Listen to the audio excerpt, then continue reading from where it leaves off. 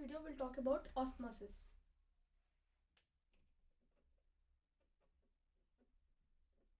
So first let's talk about the definition of osmosis. Osmosis is the movement of particles from higher concentration to lower concentration across a semi-permeable membrane.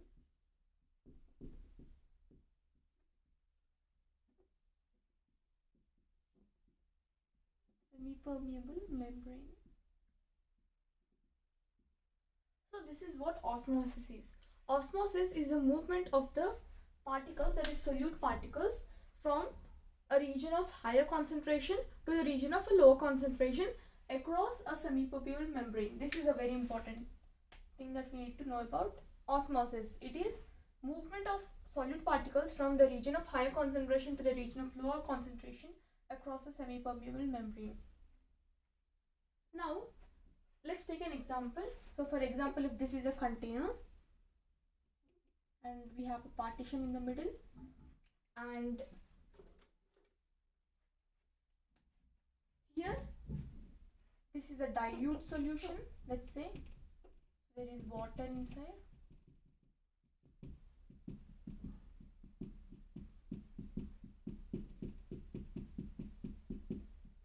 This is a dilute solution and this is a concentrated solution. Dilute solution means the solute is less, concentrated solution means solute is more. So dilute solution and a concentrated solution. If this is dilute solution, then this has to be hypotonic.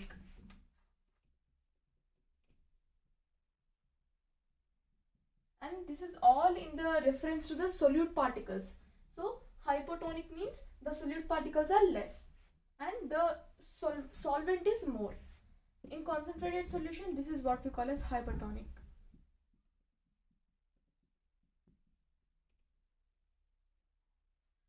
So this is in terms of the solute particles.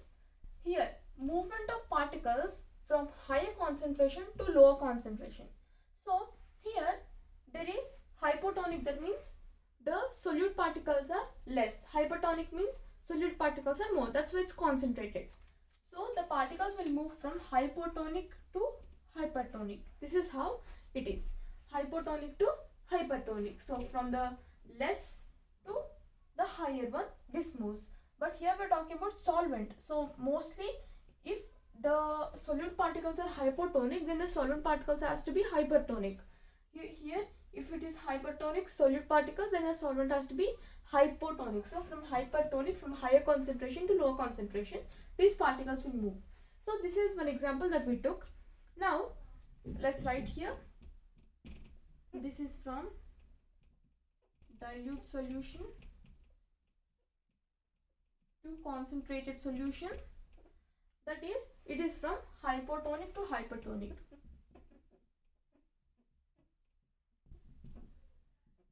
It always moves from hypotonic to hypertonic. Now let's take few examples of plant cells and animal cells.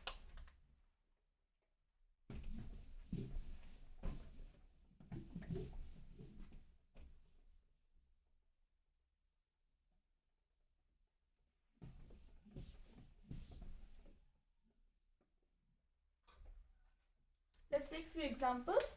First, let's talk about the animal cells.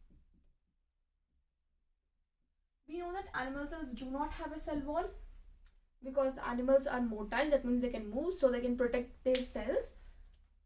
So first we'll take three conditions here, three containers, and then each of the container is filled with water or some kind of fluid in all the three containers. And in all of these three containers, we put an animal cell in the fluid. So here we put the animal cell. We know that animal cell is not really perfect in shape like that of plant cell. It is very irregular and round in shape. So that's why we haven't drawn it very perfectly. This is the animal cell which does not have a cell wall. Now, the first condition is isotonic. Isotonic condition is where the concentration of the concentration in the outer side and the inner side is the same. So outside the membrane, the cell membrane of the animal cell, and inside the membrane,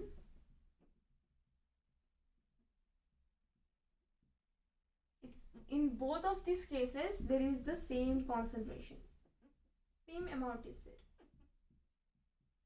same concentration outside the membrane and inside the membrane. That's why it's called isotonic. Iso means similar amount of fluid is there outside and inside. The next condition is called as hypotonic condition.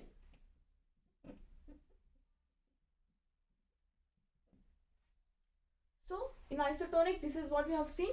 In case of hypotonic condition, what happens is the water or the fluid from outside moves inside. That means the cell has higher concentration. But why are we telling it as hypotonic? This is because we are talking all in terms of the fluid or the water outside the or where the cell is kept in. So the cell is kept in the water. So the water, they go inside the cell. So you can write here that cell has more concentration. The surroundings of the cell or the water, low concentration water. That's why it's called as hypotonic condition.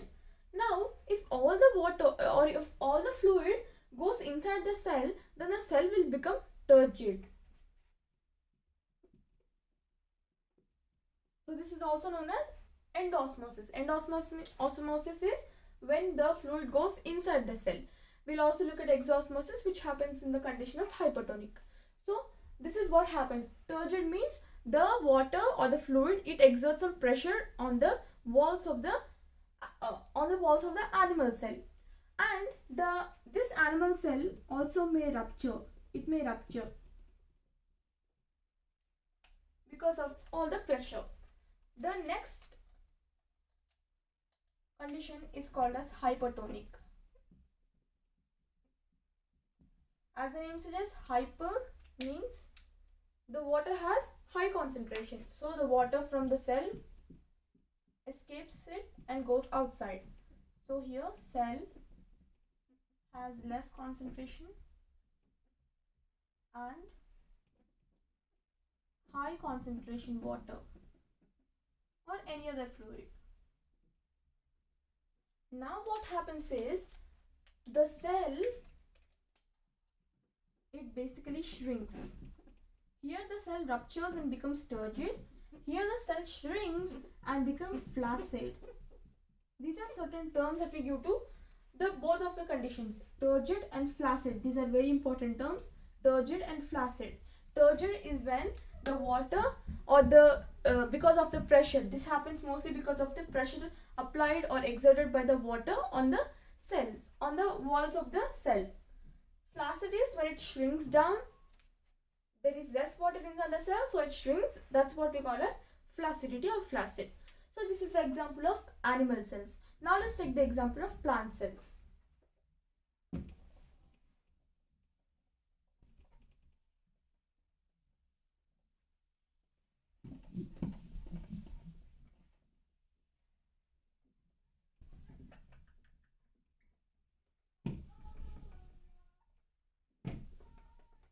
So we'll take example of a plant cell. We're just erasing the inside of the cell because the plant cells have a cell wall. So the shape is a bit different. This is the plant cell.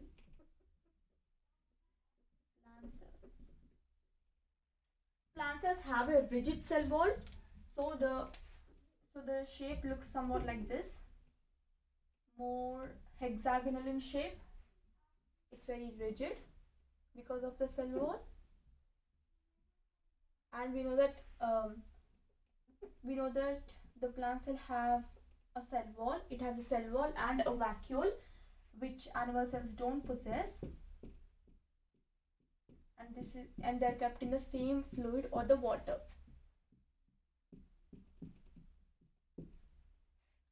The first condition is isotonic. Isotonic condition is the same thing. Outside and inside is the same. So similar concentration of the fluid inside the cell and outside the cell, that is the water. So, and we can draw a vacuole and a nucleus just to show that this is a plant cell. Now let's come to hypotonic. What happens here? The cell or the water inside the cell or from outside goes inside. The water from outside goes inside. This means that there is endoosmosis. The water is going inside, and we know that cell has more concentration now, so we'll write it down. Cell has more concentration, and the surroundings or the water has less concentration. There is less water outside. Now, in case of animal cells, we said that there is rupturing of the cell. So we told that it's turgid, but here it is also turgid, but it doesn't get ruptured. It doesn't rupture because of the very rigid cell wall. It doesn't rupture because of this cell wall.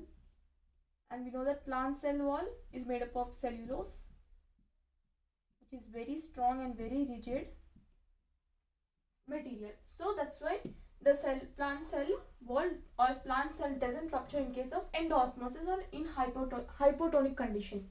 Now hypotonic condition is a bit special in case of plant cells. So again we can draw the vacuole and the nucleus. So here as well we have the vacuole and the nucleus. In animal cells we said that in hypotonic condition, water from inside the cell goes outside. This is exosmosis, and cell has less concentration of water, it shrinks.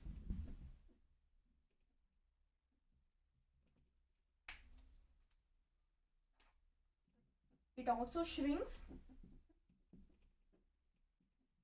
and the shrinking takes place in a different manner. So we can write it becomes flaccid, the same thing, but it's a very different condition here.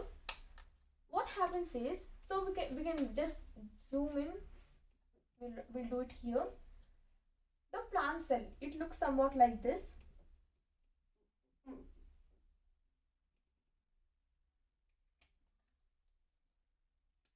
There is this large vacuole and a nucleus.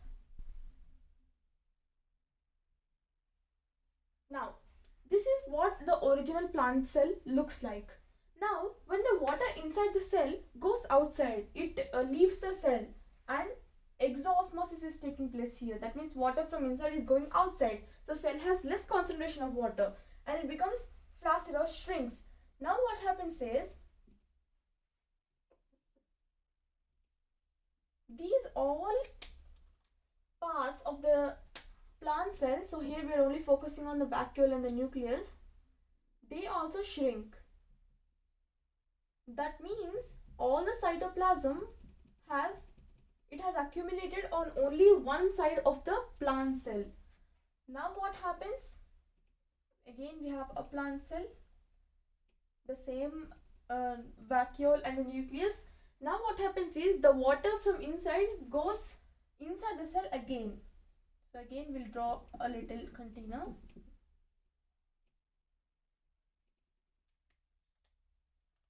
We have the vacuole and the nucleus. So basically what is happening here, we can demonstrate it this way. The water from outside is going inside again. Here there are two terms that you need to memorize. That is, this term or this particular process is known as plasmolysis. And this particular type of cell is what we call as plasmolysed cell. This process is known as deplasmolysis. Deplasmolysis. So basically, what is plasmolysis? Plasmolysis is the shrinking of the cell, of the plant cell. Mostly it happens in the plant cells. So what happens here? The cytoplasm or most of the cell organelles, they accumulate in one particular side of the plant cell. So other side is full empty. Then what happens? This is again put in a solution. It's put in, let's say, water or any other fluid. And then what happens? The water from outside goes inside, and then it turns back to its original position. So everything goes back into its original position, and everything is like the normal thing. So that's why it's called as deplasmolysis. This is what we call as plasmolysed cell. This is what we call as deplasmolysed cell. So because the same thing is happening again. So these are the three conditions of plant cells: isotonic, hypotonic, and hypertonic. So these because of the rigid cell wall, these all changes are happening in case of plant cells.